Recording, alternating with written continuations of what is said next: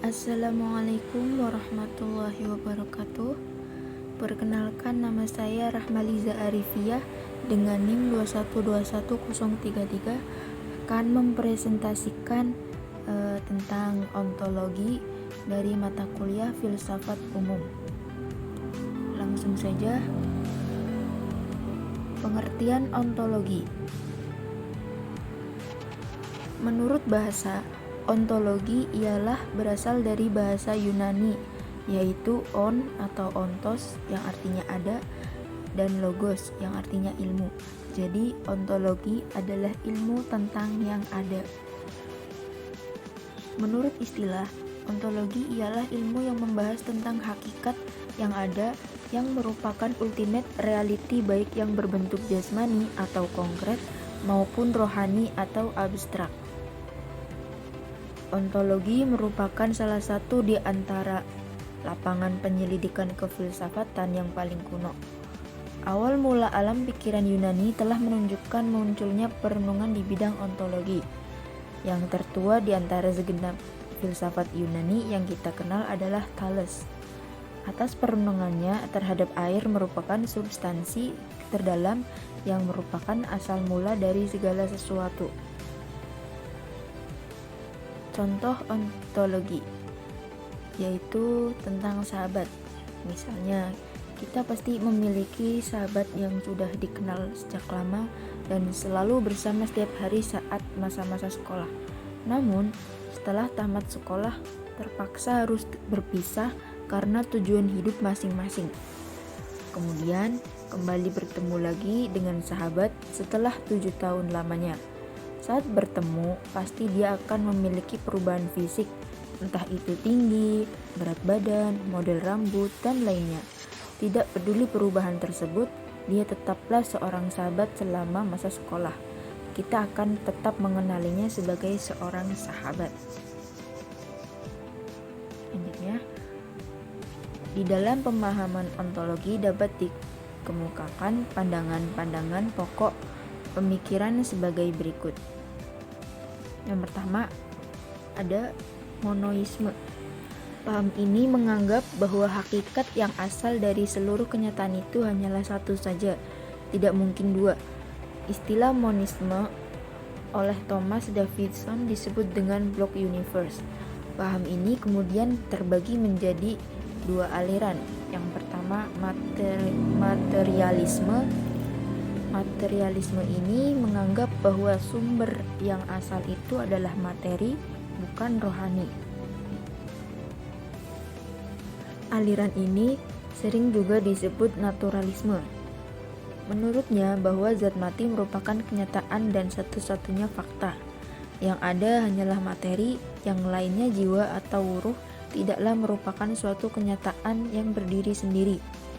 Jiwa atau ruh itu hanyalah merupakan akibat saja dan proses pergerakan kebenaran dengan salah satu cara tertentu.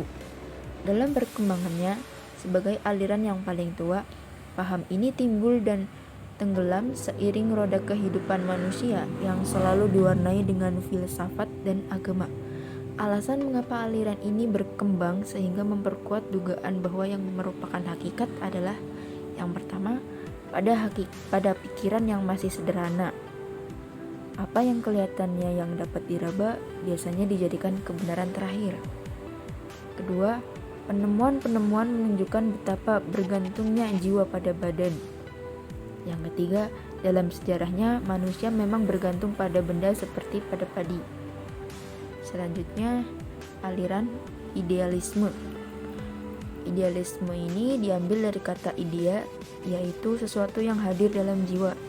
Aliran ini beranggapan bahwa hakikat kenyataan yang beraneka ragam itu semua berasal dari ruh atau sukma atau sejenis dengannya, yaitu sesuatu yang tidak berbentuk dan menempati ruang.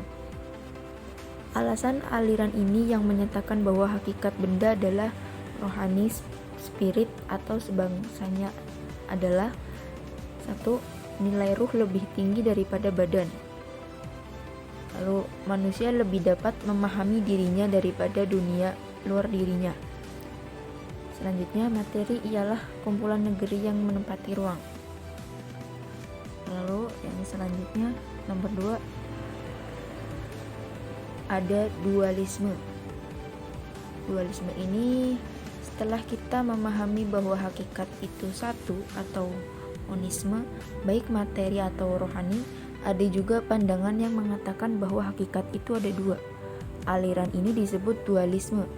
Aliran ini berpendapat bahwa benda terdiri dari dua macam hakikat sebagai asal sumbernya, yaitu hakikat materi dan hakikat rohani, benda dan ruh, jasad dan spirit. Materi bukan muncul dari ruh dan ruh bukan muncul dari benda. Sama-sama hakikat kedua macam hakikat itu masing-masing bebas dan berdiri sendiri. Sama-sama azali dan abadi. Hubungan keduanya menciptakan kehidupan dalam alam ini. Contoh yang paling jelas tentang adanya kerjasama kedua hakikat ini ialah dalam diri manusia. Yang ketiga, pluralisme. Paham ini berpandangan bahwa segenap macam bentuk merupakan kenyataan. Pluralisme bertolak dari keseluruhan dan mengakui bahwa segenap macam bentuk itu semuanya nyata. Selanjutnya, nihilisme. Nihilisme ini berasal dari bahasa Latin yang berarti nothing atau tidak ada. Sebuah doktrin yang tidak mengakui validitas alternatif yang positif. Istilah nihilisme diperkenalkan oleh Ivan Turgenev dalam novelnya Fathers and Children yang ditulisnya pada tahun 1862 di Rusia. Dalam novel itu, Bazarov sebagai tokoh sentral mengatakan lemahnya kutukan ketika ia menerima ide nihilisme. Doktrin tentang nihilisme sebenarnya sudah ada semenjak zaman Yunani kuno, yaitu pada pandangan Gorgias 483 sampai 360 sebelum Masehi yang memberikan 3 proposisi tentang realitas. Yang pertama, tidak ada sesuatu pun yang eksis.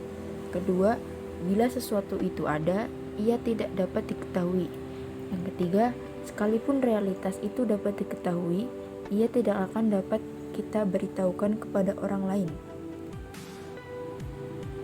Selanjutnya, agnostisisme. Paham ini mengingkari kesanggupan manusia untuk mengetahui hakikat benda, baik hakikat materi maupun hakikat rohani. Kata agnostisme berasal dari bahasa Greek agnostos yang berarti angknou, a artinya not, gno artinya knou.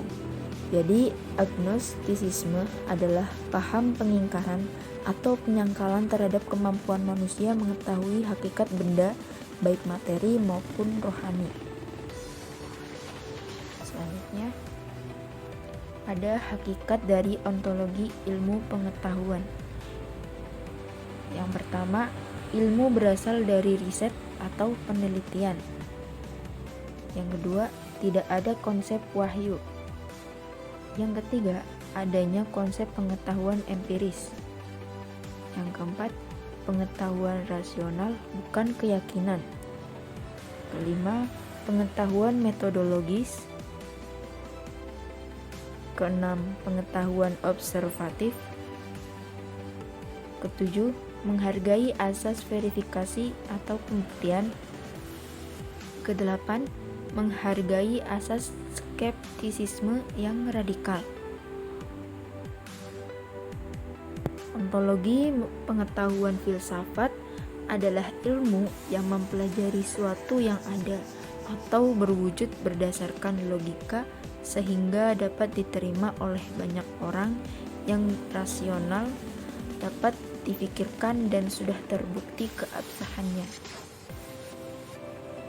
Sekian dari saya, kurang lebihnya mohon dimaafkan. Wabillahi taufiq wal hidayah. Wassalamualaikum warahmatullahi wabarakatuh.